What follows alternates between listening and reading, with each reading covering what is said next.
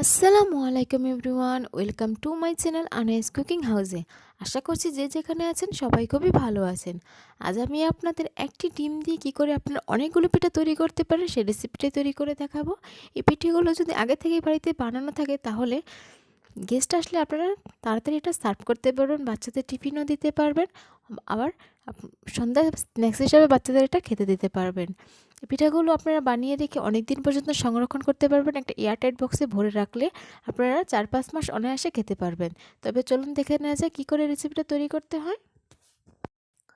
এখানে আমি একটা বাটি নিয়ে নিয়েছি, দিয়ে দিচ্ছি একটা ডিম দিয়ে আজ আমি এই পিঠাটা তৈরি করে দেখাবো। এখন অল্প একটু লবণ দিয়ে দিলাম। লবণটা দিয়ে ভালোভাবে আমি এটাকে বিট করে নেব। আমি একটা হুইস্কের সাহায্যে এটা বিট করে নিয়েছি। আপনারা চাইলে কাঁটা চামচ দিয়ে করে নিতে পারেন, কিন্তু ব্লেন্ডার অথবা হ্যান্ড বিটার দিয়ে এই কাজটা করতে যাবে না, তাহলে ডিমটা ফোমি হয়ে যাবে, পিঠাটা ভালো হবে না। আমি এখানে হাফ কাপ চিনি নিয়ে নিয়েছি, অর্ধেকটা দিয়ে এই ডিমের সাথে মিশিয়ে নিচ্ছি, ভালোভাবে এটাকে ফেটিয়ে নিচ্ছি যাতে চিনিটা ভালোভাবে গলিয়ে যায়, সেইভাবে আমি এটাকে বিট করছি। বাকি অর্ধেকটা দিয়ে আবারও আমি এখানে বিট করে নিচ্ছি। এই চিনিটা ভালোভাবে একটু গলিয়ে নেবেন, দানা দানা ভাব যাতে না থাকে সেইভাবে এই চিনিটাকে গলিয়ে নেবেন। এ তো আমার হয়ে গিয়েছে, চিনি এবং ডিমের মিশ্রণটা রেডি। এখন আমি এখানে 1.5 কাপ ময়দা নিয়ে নিয়েছি। আমি এখানে অল্প অল্প করে ময়দাটা দিয়ে দিচ্ছি। আমার এই পুরো মিশ্রণটা ডোটা তৈরি করতে আমার 1.5 কাপ ময়দা লেগেছে। আপনাদের কম বেশি লাগতে পারে, এটা আপনাদের ডিমের সাইজ অনুযায়ী আপনাদের কম বেশি লাগতে পারে। এখন অল্প অল্প করে দিয়ে এটা একটা ডো তৈরি করে নিব। আপনারা একেবারে দিয়ে দেবেন না, তাহলে এটা শক্ত হয়ে যেতে পারে, তখন আপনাদের পানি দিয়ে আবার নরম করতে হবে, তখন পিঠাটা ভালো হবে না। এটা আমি হাতের সাহায্যে এখন ডো ডো করে নিচ্ছি, ভালোভাবে মেখে নিচ্ছি। এখন আমি সামান্য একটু বেকিং পাউডার দিয়ে দিলাম, আবারও ময়দা দিয়ে এটাকে ভালোভাবে একটু মেখে নিচ্ছি। আমি অফ ক্যামেরায় দু চা চামচ গুঁড়ো দুধ দিয়েছি। এটা গুঁড়ো দুধটা দেওয়ার ফলে এটার টেস্ট এবং ফ্লেভার দুটোই ভালো আসে। আপনারা চেষ্টা করবেন গুঁড়ো দুধটা ব্যবহার করার জন্য। এখন আমি অল্প একটু তেল দিয়ে হাতে একটু তেল লাগিয়ে এটাকে ভালোভাবে একটু মেখে রেস্টে রেখে দেব। এটার তেলটা দেওয়ার কারণে এটা স্টিকি ভাব আসবে না, ড্রাই হয়ে যাবে না। এখন আমি একটা প্লেট দিয়ে এটাকে ঢেকে রাখছি। ফিরে আসছি আধা ঘন্টা পর। এই তো দেখুন আমার ডোটা একটু সফট হয়ে গিয়েছে, একটু শক্ত শক্তও আছে। এখন এটাকে আমি ভালোভাবে একটু মথে নেব। এটাকে আমি ভালোভাবে এখন একটু মথে নেব। আমি একটু মথে নেওয়ার সুবিধার্থে এখানে আমি একটু গুঁড়ি দিয়ে দিয়েছি যাতে হাতে লেগে না যায়। এভাবে ভালোভাবে করে একটু মথে নেব, টান টান দিয়ে ভালোভাবে। এখন আমি লেচি কেটে নিচ্ছি, এগুলো দিয়ে আমি রুটি বেলে নেব।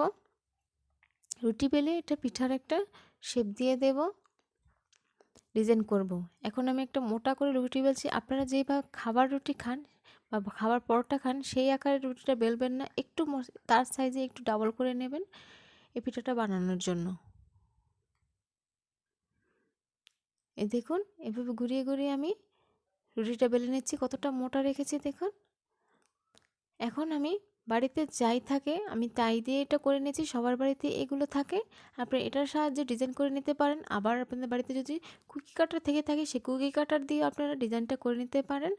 তো সচরাচর সবার বাড়িতে কুকি কাটারটা থাকে না, তাই আমি এগুলো দিয়ে দেখিয়ে দিচ্ছি। এটা দিয়ে আমি আবার অবশিষ্ট যে অংশ দিয়ে আমি আবারও পরবর্তী রুটি বেলে নেব।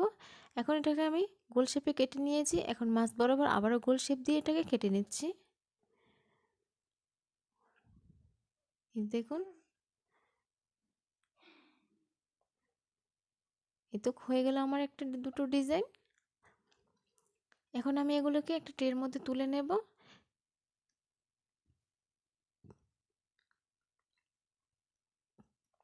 আমি আবার আরেকটা রুটি বেলে আমি আরেকটা ডিজাইন আপনাদের দেখিয়ে দিচ্ছি। আমি আরেকটা রুটি বেলে নিচ্ছি, এভাবে ঘুরিয়ে ঘুরিয়ে আপনারা রুটিটা একটু ময়দা দিয়ে বেলে নেবেন। আপনারা চাইলে তেল দিয়ে ওটা বেলে নিতে পারেন।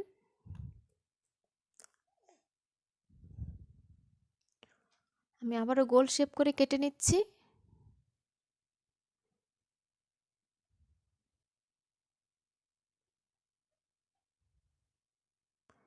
এখন আমি আপনাদের আরেকটা ডিজাইন করে দেখাচ্ছি কাঁটা চামচের সাহায্যে।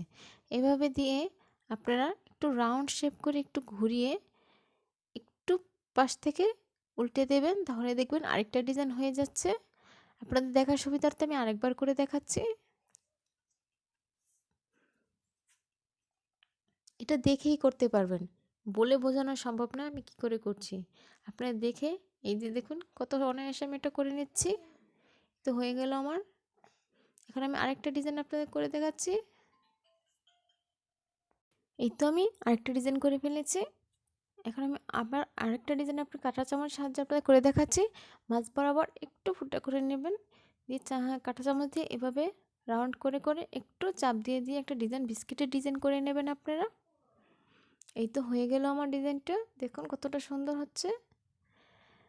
এখন আমি আগে থেকেই তেল গরম করে রেখেছিলাম, আমি এটা মিডিয়াম টু লো হিট রেখে তেলটা গরম করে নিয়েছি।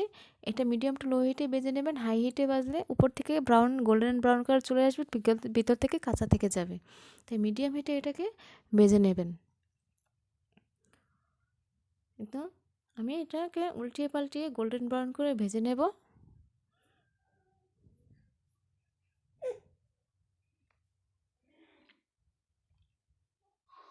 তো আমারটা কালার চলে আসছে। আমার প্রথম বেসটা বাজতে প্রায় 4 থেকে 5 মিনিট সময় লেগেছে।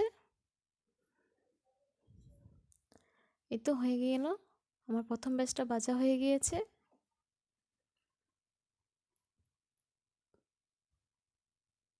এখন কতটা সুন্দর কালার এসেছে। দ্বিতীয় বেসটা আবারও আমি ওইভাবে ভেজে নেব।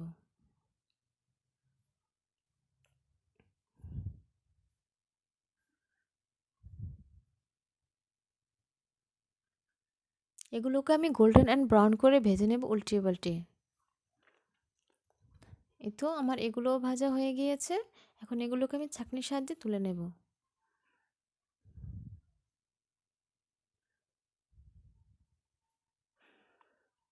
এই তো তৈরি হয়ে গেল আমার খুবই মজার ডিমের পিঠা বা ডিমের বিস্কুটও বলতে পারেন আপনারা।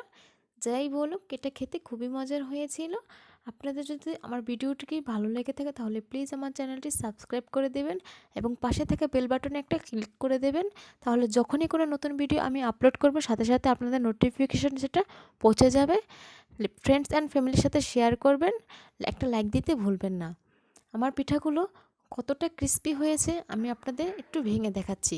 দেখুন, এটার আওয়াজটা শুনলে আপনি বুঝতে পারবেন এটা কতটা ক্রিস্পি হয়েছে।